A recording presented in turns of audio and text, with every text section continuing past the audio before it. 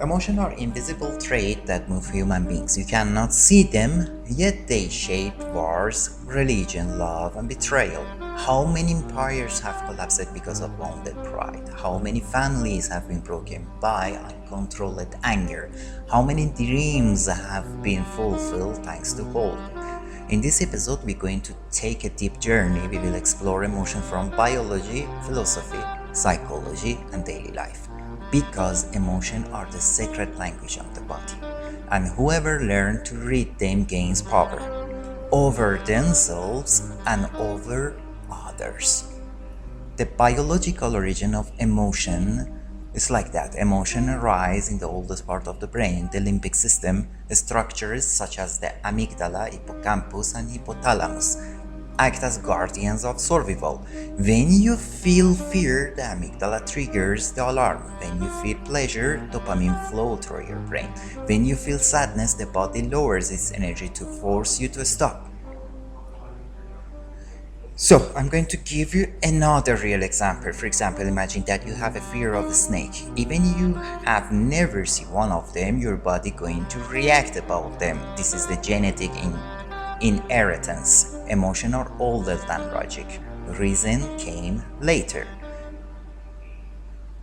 Philosophy and emotion. Aristotle said, virtue is to master passion without eliminate them. Seneca warned that anger is the most destructive emotion capable of enslaving even the wise. Pascal wrote, the heart has its reason, which reason does not know. Emotions have always been seen as force to be understood, not denied. Emotions, feeling, and moods. We have to know the difference between them. Emotion, they are automatic, fast, intense reaction. Feeling, conscious interpretation of the reaction. Mood is an emotional climate that lasts for hours or days. For example, you're going to receive an unexpected message. So you're going to have heart races. We call it emotion, surprise or anxiety. You're going to think, what does this mean? It's feeling. You spend the whole day restless. We call it mood. After that, we're going to know some kind of the information about the social power of emotions. Emotions are not just individual, they are collective. Collective fear controls nations. Shared hope builds revolutions. Mass anger brings down government. Also, we have it in the history. The French Revolution was not triggered only by economic causes but also by anger, hunger, and wounded pride.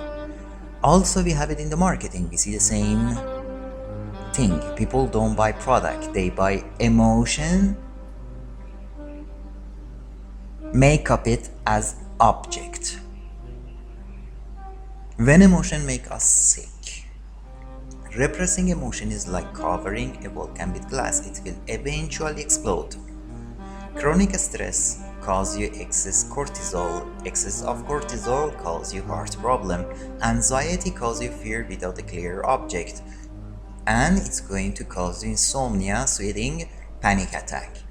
Depression going to cause you frozen sadness, and frozen sadness going to cause you loss of meaning. I'm going to give you another clinical example. A person who never expressed grief after losing someone, their body began to speak. Gastritis, muscle pain, apathy. And it's the way the body screams but the mouth keep it silent. We need to understand how to master emotions. Mastery does not mean eliminate. It means listening, understanding, and channeling. So We can use 5 types of strategy. Deep breathing to regulate the nervous system. Naming the emotion, saying I feel anger, reduce its intensity.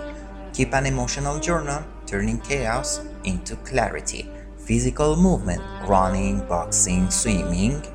It's going to release chemicals and it's going to be good for you. Cognitive, reaffirming, changing interpretation of events. For example, fear before public speaking. If you interpret it as weakness, you're going to fail.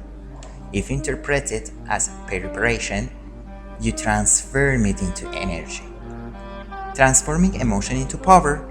The key is not to fight with your feeling, but to use it. If you have fear, change it to preparation. If you have sadness, inner reflection. If you have anger, change it with energy for defense. If you have joy, fuel for progress. Emotions are not the enemy. The real enemy is not knowing what to do with them. Emotions are like ocean wave. You cannot stop them, but you can learn to ride them. You are not a slave to what you feel. You are the architect of what you do with it. True power is not eliminating emotion, but is in reading them, decoding them, and turning them to strength, to the power